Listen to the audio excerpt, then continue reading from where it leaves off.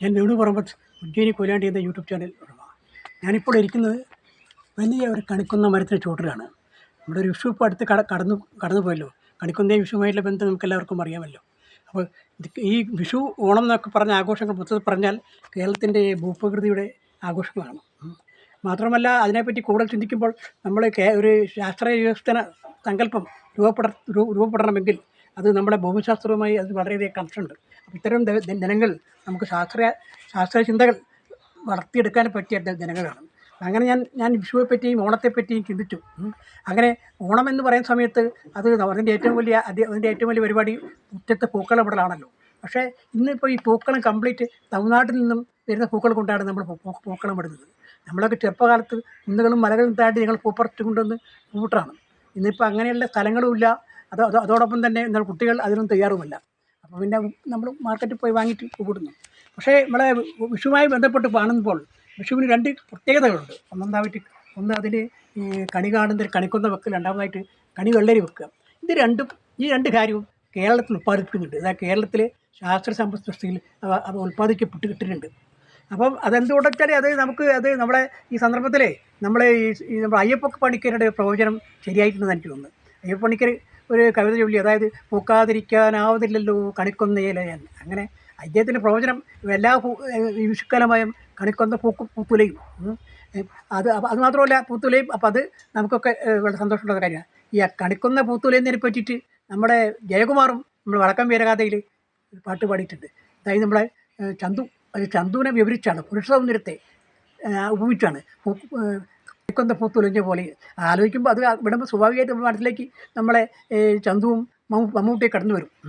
അതൊക്കെ അങ്ങനെ നിൽക്കട്ടെ. ഞാനിപ്പോൾ പറയാൻ പോകുന്ന ഇതുമായിട്ട് ബന്ധപ്പെട്ട് തന്നെ വേറെ വിഷയമാണ്. അതായത് നമ്മുടെ നാട്ടിൽ, അതായത് ഈ ഓർത്തഡോക്സ് മലബാറിക്കൂസ് എന്നൊരു ഗ്രന്ഥം ഏകദേശം ഒരു 5 നൂറ്റാണ്ട് മുമ്പ് ഇവിടെ ഉണ്ടായ ഗ്രന്ഥമാണ്. അപ്പോൾ അടുത്താണ് മലയാളത്തിലേക്ക് വന്നിരിക്കുന്നത്. അതിൽ കേരളത്തിലെ എല്ലാ ജൈവ വൈവിധ്യ ചെടികളെ പറ്റിയുള്ള വിവരണമുണ്ട്, ഔഷധങ്ങളെ പറ്റിയുള്ള വിവരണങ്ങളുണ്ട്. അപ്പോൾ അത് വളരെ പ്രാധാന്യമുള്ള ഒരു സംഭവമാണ്. കാരണം വെച്ചാൽ ഇപ്പോൾ അടുത്ത കാലത്ത് നമ്മളെ കേരളത്തിൻ്റെ എക്സ്പോർട്ടിൽ ഏറ്റവും കൂടുതൽ എക്സ്പോർട്ട് ഉള്ളത് ആദ്യമായിട്ട് നമ്മുടെ സുഗന്ധദ്രവ്യങ്ങളും രണ്ടാമതായിട്ടുള്ള ആയുർവേദ മരുന്നുകളുമാണ്. അതുകൊണ്ട് തന്നെ അത് കഴിഞ്ഞാൽ പിന്നെയാണ് അതിന് തൊട്ട് മുമ്പ് നമ്മളെ ഇതുണ്ട്, ഇൻഫർമേഷൻ ടെക്നോളജിയുടെ ഉൽപ്പന്നങ്ങൾ ഉണ്ട്. അത് കഴിഞ്ഞാൽ പിന്നെ അത് രണ്ട് കാര്യങ്ങളും. അപ്പോൾ അതുകൊണ്ട് നമ്മുടെ വികസനത്തിന് ഏറ്റവും കൂടുതൽ പ്രാധാന്യമുള്ള പ്രധാനമുള്ള കാര്യമാണ്. അതുകൊണ്ട് ഈ പറഞ്ഞ ബുക്ക് വളരെ പ്രാധാന്യമുള്ളതാണ്.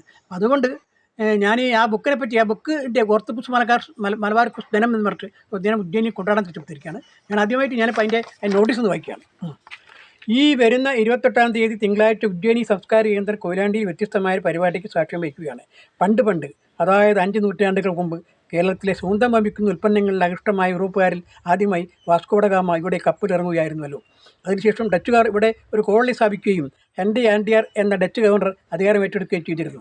കേരളത്തിലെ ജൈവവൈദ്യം കണ്ട് അത്ഭുതപ്പെട്ട ഗവർണർക്ക് ഇതൊക്കെ രേഖപ്പെടുത്തണമെന്ന് തോന്നുകയും ഇവിടെ ഉണ്ടായിരുന്ന 8 എച്ച് വൈദ്യരെയും സംഘത്തെയും അതിനായിട്ട് ചുമതലപ്പെടുത്തുകയും ചെയ്തു. ഓർത്തഡോക്സ് മലബാറിക്കൂസ് എന്ന ലാറ്റിൻ ഭാഷയിലെ ബൃഹത് ഗ്രന്ഥം അങ്ങനെയാണ് രൂപപ്പെട്ടത്. നൂറ്റാണ്ടുകൾ കഴിഞ്ഞതിന് ശേഷമാണ് അതിനൊരു ഇംഗ്ലീഷ് പരിഭാഷ ഉണ്ടായത്. ലാറ്റിൻ ഭാഷയിലുള്ള അറിവും അതോടൊപ്പം കേരളത്തിലെ സസ്യങ്ങളെക്കുറിച്ചുള്ള അറിവും ഉള്ളവർ ഇല്ലാത്തതായിരുന്നു അതിന് കാരണം. ഈ അടുത്ത കാലത്ത് ചേത്തലക്കാരനായ ഡോക്ടർ മണിലാൽ ലാറ്റിൻ ഭാഷ പഠിച്ച് സസ്യങ്ങളെക്കുറിച്ച് മനസ്സിലാക്കി ഈ ദൗത്യം ജീവിത ലക്ഷ്യമായി കണ്ട് ഇംഗ്ലീഷ് പരിഭാഷ ഏകദേശം 15 വർഷം മുമ്പും മലയാള പരിഭാഷ ഈ അടുത്ത കാലത്ത് നടത്തുകയും കേരള യൂണിവേഴ്സിറ്റി ഈ ബൃഹത് ഗ്രന്ഥം അച്ചടിക്കുകയും ചെയ്തു. ഈ ഗ്രന്ഥത്തിൽ വിവരിച്ചിട്ടുള്ള 659 സസ്യങ്ങൾ 554 അവശിഷ്ടങ്ങളാണ്. അതിൽ 139 ഇനം ഓർത്തഡോക്സ് മലബാർ മാത്രം രേഖപ്പെടുത്തിയതാണ്. കൂടാതെ 2750 ചികിത്സാവിധികൾ ഇത് വിശദീകരിച്ചിരിക്കുന്നു. നമ്മുടെ വൈദ്യശാസ്ത്രത്തിന് മാത്രമല്ല നമ്മുടെ സമ്പദ് വ്യവസ്ഥയ്ക്കും വലിയ ഗുണങ്ങൾ സൃഷ്ടിക്കാൻ കെൽപ്പുള്ള ഈ ഗ്രന്ഥത്തിന് ഔദ്യോഗിക കേന്ദ്രങ്ങൾ മാത്രമല്ല പൊതുസമൂഹം വലിയ പ്രാധാന്യം കൊടുത്തതായി കാണുന്നില്ല. ഈ സാഹചര്യത്തിലാണ് ഉജ്ജയിനി സംസ്കാര കേന്ദ്രം ഇതിൻ്റെ പ്രചരണത്തിനായി ഒരു പരിപാടി നടത്തുന്നത്. കൊയിലാണ്ടിലെ കൃഷി ഓഫീസിലെ കീഴിലുള്ള ഗ്രൂപ്പ് ഫാമിംഗുകാരും കൊയിലാണ്ടി കൊല്ലത്ത് SNDP കോളേജ് വിദ്യാർത്ഥികളുമാണ് ഈ പരിപാടിയിൽ പങ്കെടുക്കുന്നത്. വിദ്യാർത്ഥികളുടെ ഊർജ്ജസ്വലത കർഷകരിലേക്ക് പ്രസരിപ്പിക്കാനും കർഷകരുടെ അറിവുകൾ വിദ്യാർത്ഥികളിലേക്ക് പറഞ്ഞു നൽകാൻ വേണ്ടിയാണ് ഈ പരിപാടി സംഘടിപ്പിക്കുന്നത്. 28/4/2025 രാവിലെ 10 മണിക്ക് ആരംഭിക്കുന്ന പരിപാടിയിൽ ഈ ഗ്രന്ഥത്തെപ്പറ്റി 13 വർഷം മുമ്പ് കൊയിലാണ്ടിൽ നിന്നും ഇറങ്ങിയ തുടി എന്ന മാഗസിനിൽ ലേഖനമെഴുതിയ മൂന്നൻ പരുവട്ടൂർ മുഖ്യ പ്രഭാഷണം നടത്തുന്നതും ആ മാഗസിൻ്റെ എഡിറ്ററായ ശിവരാമൻ കൊണ്ടംപള്ളി യോഗത്തിൽ അധ്യക്ഷം വഹിക്കുന്നതും SNDP കോളേജിലെ principal doctor Sujesh agriculture officer സംസ്കൃത എന്നിവർ ആശംസ പ്രസംഗം നടത്തുന്നതായിരിക്കും. സ്ഥലത്തെ കൗൺസിലർമാരായ ജിഷ പുതിയ ചന്ദ്രിക എന്നിവരുടെ സാന്നിധ്യം പരിപാടിക്കുണ്ടായിരിക്കും. കിഴങ്ങ് ചെടികളുടെയും ആയുർവേദ മരുന്നുകളായ ദശപുഷ്പ ചെടികൾ നടുന്ന ഒരു പരിപാടി ഇതോടൊപ്പം ഉണ്ടായിരിക്കും. അതിനുശേഷം കർഷകരുടെയും വിദ്യാർത്ഥികളുടെയും ഒരു കൂട്ടനിർത്ത പരിപാടിയും ഉണ്ടായിരിക്കും. ഈ പരിപാടി സഹകരിക്കുവാൻ എല്ലാവരും നല്ലവരായ നാട്ടുകാരോടും അഭ്യർത്ഥിക്കുന്നു. ഇത് വീണ്ടും ഗീൻ സംസ്കാരിക്കുന്നത് ഇതാണ് പരിപാടി. അപ്പോൾ ഈ പരിപാടി അടുത്ത 28-ാം തീയതി നമ്മൾ നടത്തുന്ന പരിപാടിയാണ്.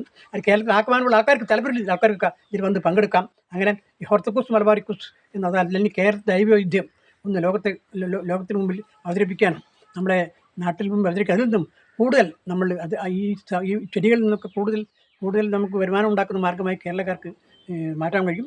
നമ്മുടെ ഈ IT സ്റ്റാർട്ടപ്പ് പോലെ തന്നെ ഇതിലും പുതിയ സ്റ്റാർട്ടപ്പുകൾ രൂപപ്പെട്ട് വരണം. അപ്പോൾ അതിന് വേണ്ടിയിട്ടാണ് ഈ പരിപാടി നമ്മൾ നടത്തുന്നത്. ഈ പരിപാടിയിൽ പങ്കെടുക്കാൻ എല്ലാവിധ നാട്ടുകാരോടും നമ്മൾ അഭ്യർത്ഥിക്കുന്നത്.